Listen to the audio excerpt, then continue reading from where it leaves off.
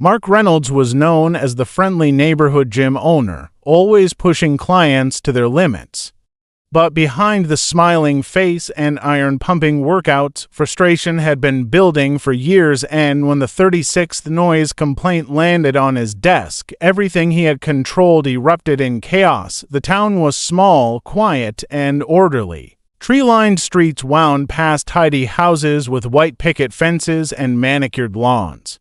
Mail carriers waved to familiar faces, and children rode their bikes in the late afternoon sun, their laughter echoing softly between the houses.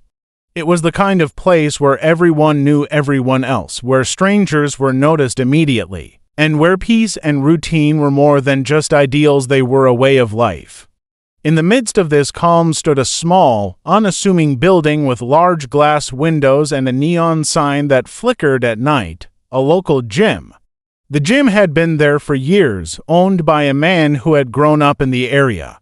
He had always been known as ambitious, passionate, and a little intense, particularly when it came to fitness. Inside, the air smelled faintly of sweat and disinfectant. The walls were lined with mirrors that reflected rows of treadmills, ellipticals, and weight machines. Dumbbells of every size rested neatly on racks, and the faint sound of music pulsing beats meant to energize workouts drifted to the street when doors opened. To some, the gym was a lifeline, a place to get stronger, healthier, and more confident. To others, it became a source of tension they hadn't expected. At first, the noise seemed minor. Early morning joggers on treadmills and the occasional thud of a dumbbell landing on the floor barely registered. A few neighbors mentioned it once or twice, politely hoping the situation would resolve itself. But over time, the sounds grew louder, more constant, and impossible to ignore. Shouts from trainers instructing clients, the rhythmic clanking of heavy weights, and the occasional slam of a machine reverberated through walls thin enough to carry sound for blocks. Sleep was interrupted, afternoon naps became impossible. Even pets seemed unsettled, barking or pacing whenever the gym was in full swing. The complaints began quietly, slipped under doors or sent in brief notes. The first few were careful, almost apologetic, a request to lower the volume or adjust workout hours. Then the requests grew more insistent. One neighbor reported sleepless nights, another claimed their child had begun avoiding the backyard near the gym. The tone shifted from polite to frustrated, the phrasing sharper, more urgent. Letters were sent to the town council, fines were imposed, but nothing seemed to deter the owner. Each complaint felt like a challenge, yet he refused to slow down or change the way he ran his business. Behind the gym's glass walls, life continued at a relentless pace. Clients arrived at all hours, filling classes and personal training sessions. Trainers barked orders, clients grunted through their sets, and the air crackled with intensity. The owner was always there, moving from machine to machine, monitoring performance, pushing both himself and his clients harder. Success was his obsession, and the growing frustration outside the walls seemed, to him, almost trivial. The contrast between the quiet town and the roaring life inside the gym created an invisible tension, one that grew heavier with each passing day. Neighbors whispered about the owner, trying to understand why he seemed so indifferent. Some sympathized with his passion, while others wondered if he was simply reckless, ignoring the world beyond his business. No one could have predicted how quickly this quiet tension would escalate, how the constant clashing of lifestyles, one devoted to peace, the other to intensity, would reach a breaking point. And yet, the storm was quietly brewing, growing louder than the hum of treadmills, waiting for the moment when it would finally erupt. Tension in the neighborhood grew slowly but unmistakably. At first, it was small inconveniences that people tried to overlook: the early morning vibrations of the treadmills through the bedroom walls, the intermittent clanging of weights dropping onto mats, the muffled but persistent shouts of trainers motivating clients. These were things most residents had never experienced before. The rhythm of their quiet streets, once predictable and comforting, was now punctuated by sounds they couldn't escape.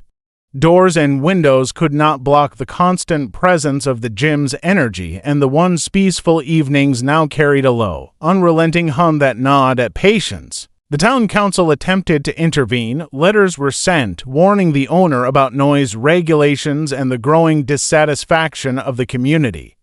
Fines were levied, yet each penalty seemed to provoke only irritation rather than compliance. The gym owner, a man whose life had become inseparable from the rhythms of training and exercise, regarded these actions as obstacles, not guidance. Inside, the gym continued to thrive. Class after class filled the room, personal training sessions stacked back to back, and the constant activity created an energy that the owner fed upon. He saw the council's warnings as distractions from the work he considered most important, building success, strength, and reputation. Outside, frustration mounted. Neighbors began documenting every disruption, taking videos, writing down times, and compiling records to present to the council. Sleep deprivation became common, and small irritations turned into larger grievances. Families who had once enjoyed quiet dinners now had to contend with background noise that was impossible to ignore. Even children who had previously run freely through the neighborhood began avoiding the streets closest to the gym, seeking refuge in parks and quieter blocks. Conversations in the community shifted, moving from friendly greetings to complaints and whispered frustrations. The tension was no longer just about noise. It had become a symbol of division, a growing sense of conflict between the passionate intensity inside the gym and the calm that residents had long taken for granted. Inside the gym, the owner was unaware or perhaps deliberately unconcerned about the growing unrest. His business was booming, and the external complaints seemed inconsequential compared to the internal pressures he faced daily. Financial strains added a silent weight, loans, bills, and the responsibility of maintaining staff. Employees came and went, some frustrated by the relentless pace, others captivated by the intensity and results. The man's personal life, too, suffered quietly. Long hours at the gym left little room for family or friends. In his mind, the world outside the gym had little relevance to the immediate urgency of keeping his business alive and thriving. As weeks passed, the pressure built on both sides. The town felt besieged by noise, while the gym owner felt besieged by bureaucracy and judgment. Each complaint, fine, and letter became a tiny spark, adding to an invisible tension that seemed poised to ignite. The quiet streets grew restless, the neighbors increasingly watchful and wary, while inside the gym, the relentless energy persisted, completely unaware of the storm gathering just beyond its walls. The community and the owner were on a collision course, their worlds growing closer and more incompatible with every passing day, setting the stage for a confrontation no one could have predicted. By the time the 36th complaint arrived, the tension had reached a level that felt almost electric. The note was brief, almost clinical. Enough is enough. It had been hand-delivered, slipped under the gym door by a town official who had grown increasingly impatient with previous warnings and fines. For most people, a note like this would have been a nudge to reconsider behavior, a chance to de-escalate. But for the gym owner, it felt like an intrusion, a direct attack on the one place where he had control. The afternoon was unusually humid, the air heavy with the scent of rain and the faint tang of the nearby park. Inside the gym, the room was alive with movement. Treadmills hummed, weights clanked, and the faint bass of music reverberated against the walls. The owner's eyes, usually sharp and calculating, now glimmered with a tension that bordered on frenzy. He read the note, crumpled it, and set it aside, but the weight of it lingered. Years of ignored warnings, fines, and complaints had accumulated, stacking invisibly in his mind like dumbbells ready to crush him. He began methodically dismantling the gym. What started as a careful adjustment of equipment quickly became something more violent. Dumbbells were thrown across the floor, echoing like gunshots through the space. Weight machines tipped over, clanging against the walls with a force that made the building tremble. Mirrors shattered into sharp fragments, scattering across the floor, and the music from earlier was replaced by the raw sound of destruction. Every motion, every crash seemed to release years of pent-up frustration, fear, and pressure. The gym was no longer a place of training. It had transformed into a stage for a private explosion of rage. Neighbors outside began to notice. Windows rattled, and the low hum of noise escalated into a roar that could not be ignored. Phones rang at the police station, residents shouting over the line, reporting the chaos. Officers arrived quickly, flashing lights cutting through the humid afternoon haze, but the doors were locked, and the sounds from inside made it clear that they were too late to stop the initial destruction. The building itself seemed alive, groaning under the weight of flying equipment and violent energy. Inside, the owner moved like a man possessed. Sweat poured from his forehead, mixing with dust and debris, his muscles straining with each throw, each slam. It was not calculated, not measured. Every action was instinctive, a reaction to years of pressure, of feeling trapped between personal ambition and external judgment. He tore through the gym with a ferocity that made the walls themselves seem to shudder. Each smashed window and fallen machine was both a release and a statement, an unspoken message to the world outside that he would not be controlled or diminished. By the time the chaos subsided, the gym had been transformed into something unrecognizable. Floors were dented, mirrors gone, equipment twisted and broken. The smell of sweat, dust, and disinfectant hung heavily in the air. Outside, neighbors stared through windows, some in horror, some in disbelief, while officers slowly assessed the scene. The explosion had been physical, audible, and terrifying, but it had also revealed something deeper, a man pushed to the edge, caught between obsession, pressure, and the quiet fury that had been building for years. The community was left shaken, uncertain whether they had witnessed a moment of sheer desperation or the breaking point of something far more dangerous. As investigators began to sift through the wreckage, they quickly realized there was more to the story than the obvious destruction. The building was a mess of shattered glass, dented walls, and twisted metal, yet amidst the chaos, something carefully hidden caught their attention. Underneath a false floor panel in the gym storage room, they discovered a stack of letters and envelopes neatly organized and meticulously preserved. Each envelope contained a record of the complaints the owner had received over the years. Some were polite requests, others official fines, and several were angry letters from frustrated neighbors. It was clear the owner had been keeping track, but the sheer volume and detail of the collection revealed something deeper. The investigation revealed that the gym owner had been cataloging every complaint like a personal archive. Each letter was dated, noted with a brief description, and sometimes even annotated with the owner's thoughts.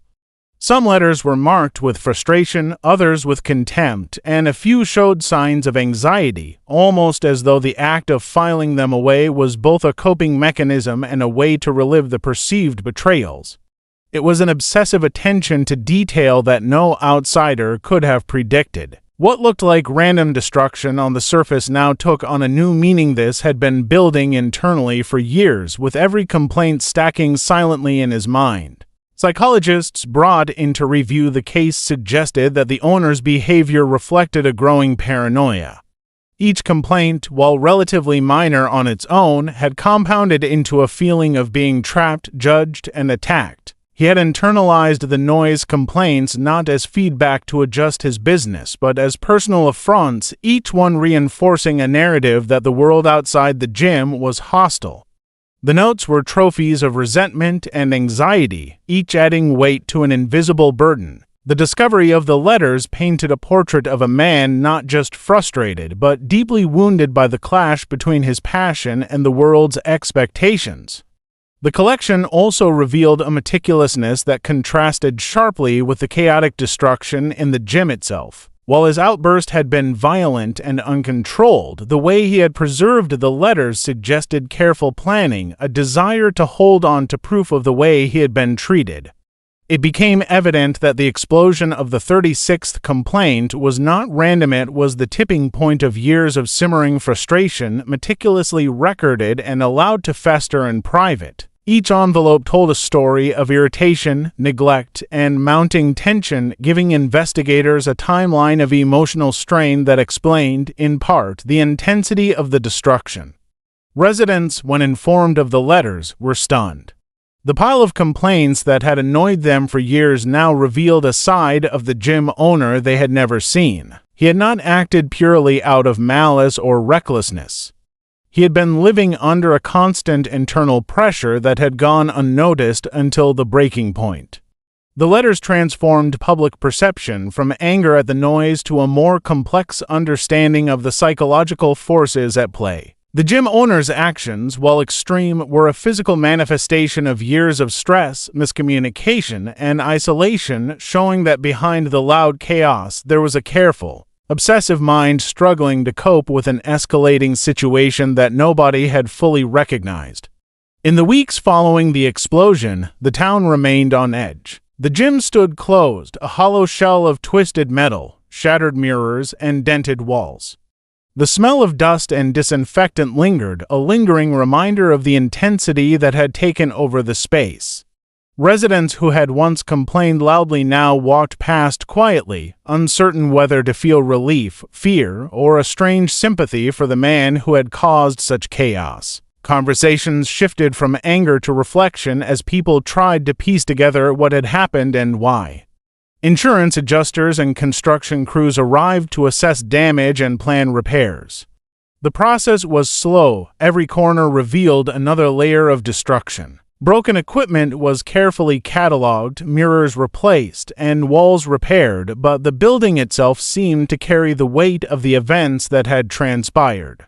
For the community, the gym was no longer just a place for exercise. It had become a symbol of conflict, tension, and the consequences of unchecked frustration. Neighbors who had once lived in quiet contentment now understood that even small disputes could escalate if left unaddressed.